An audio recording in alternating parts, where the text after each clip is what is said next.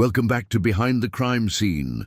Today we need to talk about something VicPol is doing that honestly doesn't add up. And I think a lot of you watching already know what I'm talking about. It's been 80 days since Dezi Freeman allegedly shot 2 police officers at his property in Porepunkah. 80 days, nearly 3 months. And just recently, Victoria Police went back to the area and fired over 30 test shots into the bush. They're calling it acoustic testing.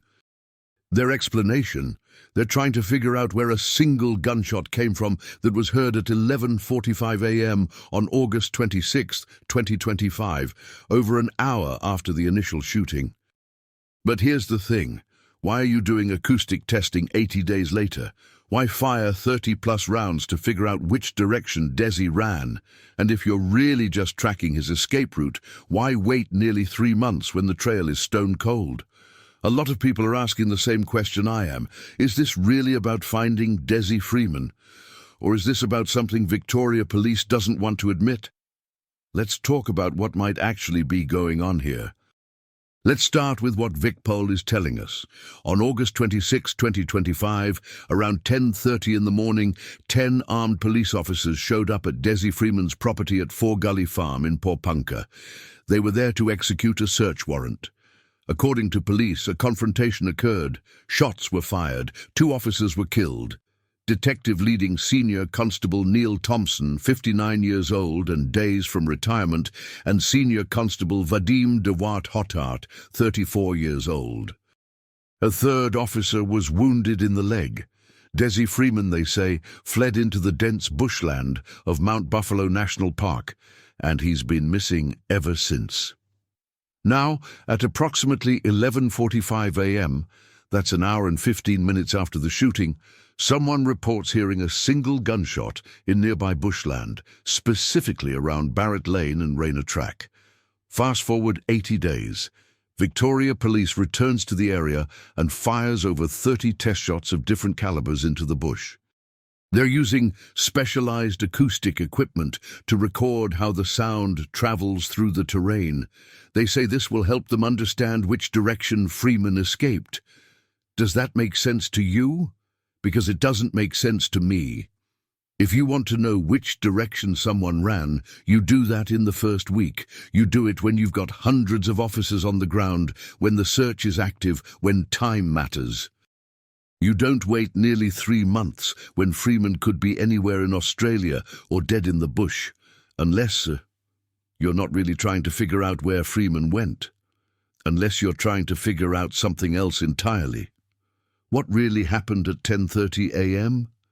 Let's talk about what we actually know about the shooting itself, and more importantly, what we don't know.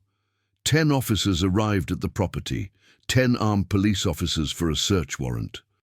That's a significant response, but they didn't bring the Special Operations Group, Victoria's tactical unit. A risk assessment said SOG wasn't needed. Think about that for a second. Dezi Freeman was well known to police.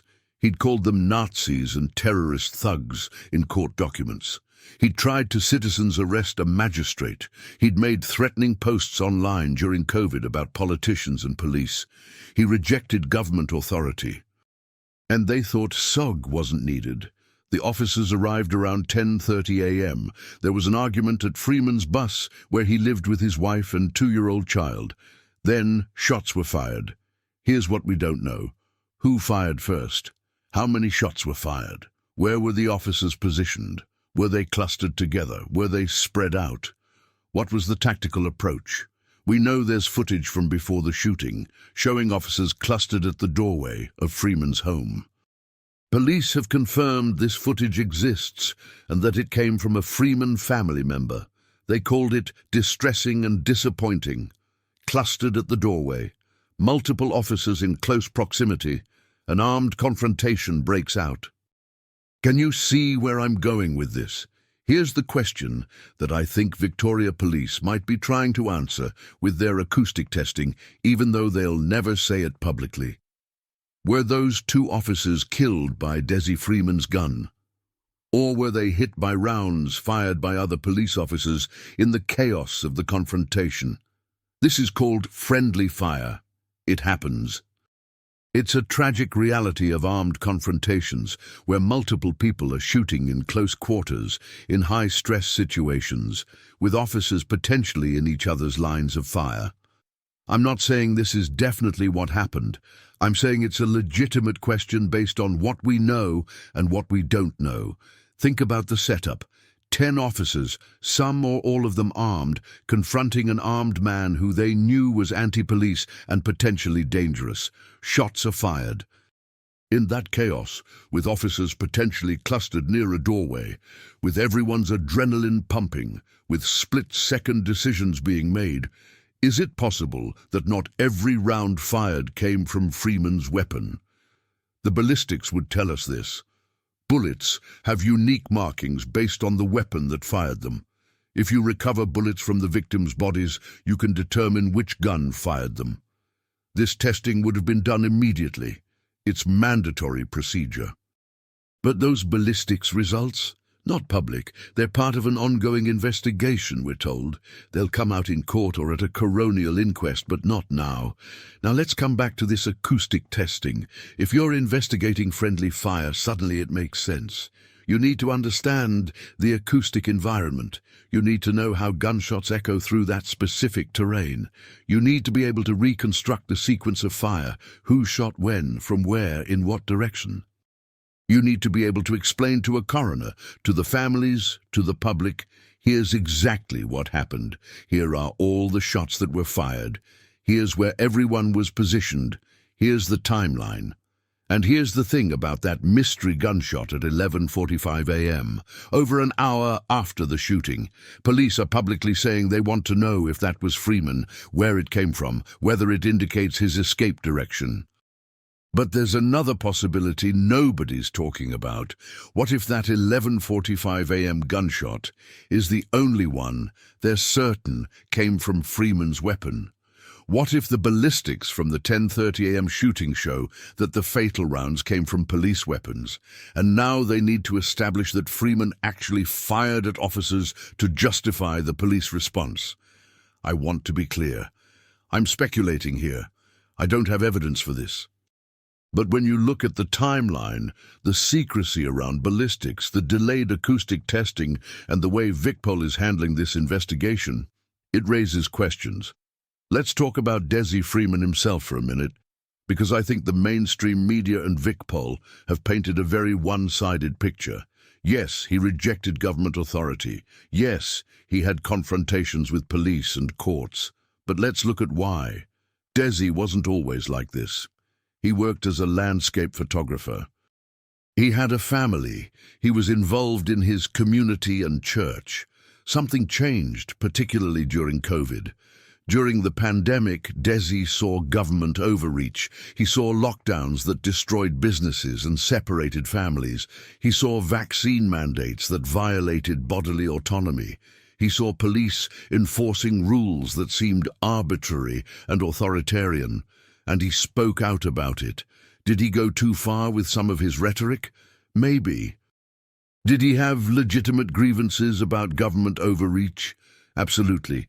10 armed officers showed up at his home where his wife and 2-year-old child were present.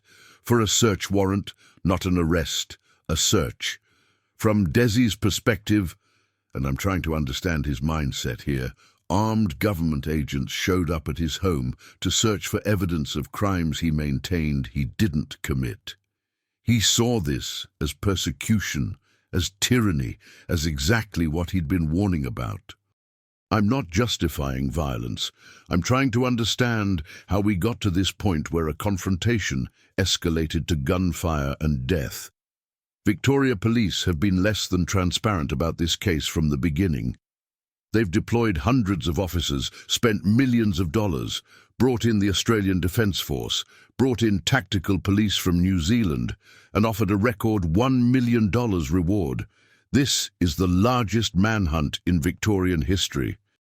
But they won't tell us the ballistics results, who fired first, how many shots were fired in total, the tactical positioning of officers, whether Freeman actually hit anyone, what the third officer who was wounded actually saw. There's footage from before the shooting that they've confirmed exists. Have they released it? No. They called it distressing and disappointing that it exists at all. More than 1,900 tips have been investigated. No confirmed sightings of Freeman in 80 days. The search has been scaled back. Mount Buffalo National Park has reopened to the public. They're either looking for a man who's been dead in the bush for 3 months, or they know he's long gone, and this whole operation is about controlling the narrative. Let's get back to this mysterious gunshot at 11:45 a.m. that triggered all this acoustic testing. 1 hour and 15 minutes after the shooting at the property, someone hears a single gunshot in nearby bushland. Barrett Lane and Rayner track area specifically. VicPol says they want to know if this was Freeman, where he was, which direction he went. They're asking anyone who heard it or fired it to come forward, because it could have been a farmer or hunter, they say. But think about this timeline. The shooting happens at 10:30 a.m. Freeman allegedly flees into dense bushland. Police are already responding. Helicopters are being deployed. The area is being locked down. And 75 minutes later, he stops and fires a single shot. Why? What purpose would that serve? Is he shooting at pursuing police? Then why only one shot? Is he signaling someone? Is he hunting for food an hour after killing 2 cops? Or is there another explanation? What if that 11:45 a.m. shot wasn't Freeman at all? What if it was a police officer, maybe the wounded officer, maybe another officer, firing a weapon in a way that needs to be explained? What if the acoustic testing is trying to establish that, yes, a shot was fired from that location at that time, and here's how we know it was or wasn't related to the primary incident? I don't have answers. But the official explanation doesn't satisfy me, and I don't think it satisfies a lot of you either. Why this matters? Some of you might be thinking, why does it matter? 2 officers are dead. Even if friendly fire was involved, Freeman fired first, right? He's still responsible, but it matters for several reasons. First, the families of Neil Thompson and Vadim DeWatt Hottart deserve to know exactly what happened. If friendly fire was involved, they deserve that truth. Second, if the tactical approach was flawed, 10 officers clustered at a doorway, inadequate risk assessment, no SOG deployment when dealing with a known anti-government extremist, then Victoria Police needs to learn from that so it doesn't happen again. Third, if Freeman is being blamed for deaths that weren't entirely his fault, that's a miscarriage of justice. Even for someone who allegedly committed violence, the facts need to be accurate. And fourth, this goes to public trust. When Victoria Police conducts secretive acoustic testing 3 months after the fact, won't release ballistics, won't release footage, and gives explanations that don't make logical sense, people stop trusting them. Where is Dezi Freeman? So where do I think Dezi Freeman is right now, 80 days later? Honestly, I think there are 3 realistic possibilities. First possibility, he's dead. He died in the bush within days or weeks of the shooting, either from injuries, exposure, or possibly suicide. The terrain is brutal. He's 56 years old. He had limited supplies. His body is in terrain so difficult that even extensive searches haven't found it. If this is the case, VicPol knows it or strongly suspects it, but they can't call off the manhunt without a body because it would look like failure. Second possibility, he escaped the area early, possibly with help. He knew that terrain intimately. He had a window before the full search apparatus was in place. Someone, a sympathizer, a family member, a fellow, helped him get out. He's now living under a false identity somewhere in rural Australia, or he's left the country. If this is the case, the $1 million reward might eventually bring results, but it could take years. Third possibility, and I think this is least likely, he's still in the area being supported by someone. Given the scale of searches, the attention, the reward money, this seems almost impossible unless he has an extremely loyal support network. What happens next? The investigation continues, officially. The manhunt is scaled back but ongoing. The $1 million reward stands. Eventually there will be either a trial, if Freeman is captured alive, or a coronial inquest, if he's found dead or declared dead after enough time passes. That's when the truth comes out. That's when ballistics are revealed. That's when the full sequence of events is reconstructed. That's when we get answers to all these questions. But until then, we're left with VicPol's official narrative and a lot of unanswered questions. The acoustic testing is just the latest example. They tell us it's about tracking Freeman's escape route, but the timing, the method, the secrecy, it all suggests there's more to this story than we're being told.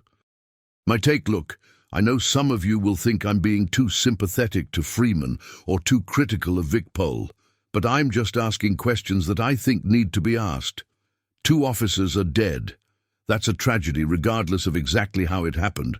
A 3rd officer was wounded and will carry those scars forever. But if we're going to understand what happened, if we're going to prevent it from happening again, if we're going to restore public trust in law enforcement, we need truth, not narrative control. The acoustic testing 80 days after the fact doesn't make sense as an effort to find Freeman, but it makes perfect sense as part of a broader investigation into exactly what happened during those chaotic moments at 10:30 a.m. Victoria Police know what the ballistics show, they know who fired what shots, they know whether friendly fire was involved, and they're choosing not to tell us because it's an ongoing investigation. Fair enough. But when this case finally goes to trial or inquest, those results will come out. And if it turns out that friendly fire was involved and VicPol spent 3 months pretending otherwise, that's going to be a massive problem for public trust. Conclusion. Dezi Freeman has been missing for 80 days. The largest manhunt in Victorian history has found no trace of him. Either he's dead in the bush, or he escaped the area, or he's receiving help from someone who hasn't cracked under the pressure of a $1 million reward.